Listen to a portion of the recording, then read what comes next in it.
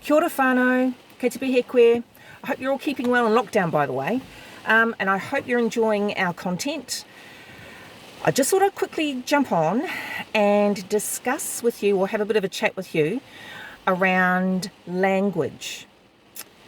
So, the gender identity movement conflates the words gender and sex all the time. In fact, it's intentional. So sex is, when we say sex, we're talking about biological sex, okay? Immutable, material, biological reality, man, woman, boy, girl. There's no third sex. Intersex is a DSD. It's not another sex, okay? So gender identitarians love to conflate intersex with being some kind of variant of no. Wrong. Okay, it's a bit like if you were born with one leg, it doesn't therefore mean that the entire human species is no longer bipedal. You know what I'm saying? So, and so that's how I explain that. Gender, on the other hand, is more to do with stereotypes and roles based on biological sex, okay, whānau? So without biological sex, gender stereotypes and gender roles,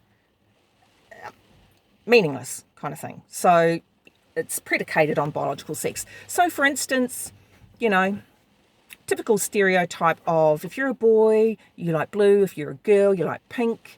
If you're a boy, you have short hair. If you're a girl, you have long hair. And of course, we all know that, that's not always true, okay?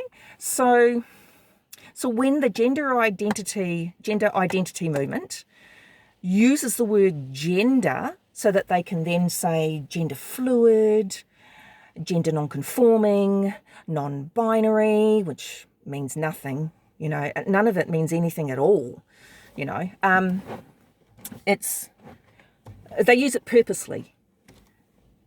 Because, as we all know, as a woman, I'm wearing pants at the minute, wearing jeans. Tomorrow I might wear a dress. I doubt it in this weather.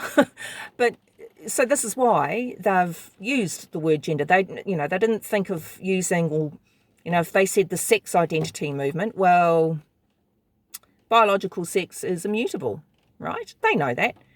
No matter where you're born in the world, you cannot change your sex, okay?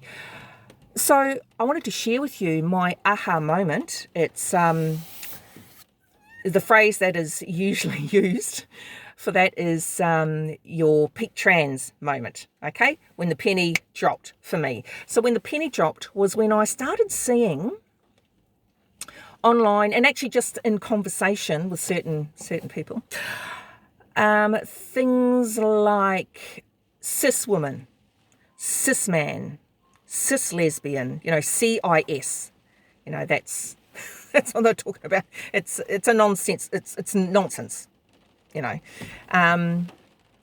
This change in language, even the claim that the word wahine or woman is offensive.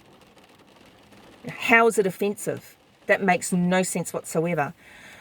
So when you've got a movement, whānau, that is seeking to change your language, surely that would raise a question mark or a red flag, I should say, because, hey, what other time in history have our iwi been forced to speak words that we didn't relate to?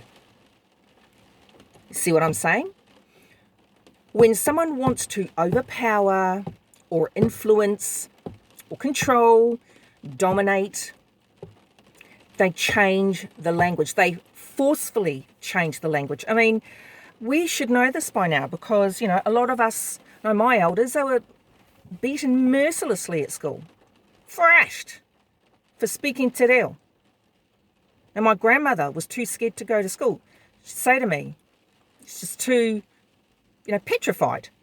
Now, what kind of psycho beats kids up for speaking their language or speaking a language? You know what I'm saying? And for me, the gender identity movement does this whenever women speak out, like they did in Wellington a few weeks ago. The transgender rights activists all got together and made sure that a billboard that had the words woman, adult, human, female, that was it, It was just the definition of the word, the dictionary definition, sorry, spitting again, the dictionary definition of the word woman, wahine. They had it pulled down, that billboard taken down, because the word was offensive. Now, Pākehā colonisers told us that about Aotearoa. So surely, whānau, that alone should pique you, because it certainly piqued me. And it's not just language that we speak, but it's also, and words that we speak, it's also what we read, okay? So the gender identity movement has influenced media to the point where media won't even, they'll only, like you'll see lots of lots of articles and pieces on TV about how so-and-so, this kid has come out as trans and it's wonderful and it's beautiful and it's, they don't write about, or they don't tell you in the same clip or the same article about how many detransitioners there are at the minute. Kids that regret what's been done to them under the guise of being kind, So if they're only giving us half the story, like they did to our ancestors when it came to te tiriti, you know what I'm saying? Surely that would be another red flag, whānau. So yes, so I just wanted to canvass that with you. Again, I hope you're all well. I hope you're enjoying the content, and like, I'm not a YouTuber. Like, subscribe, comment, do all that kind of stuff. All right, but most of all, stay safe. All right, ka kite.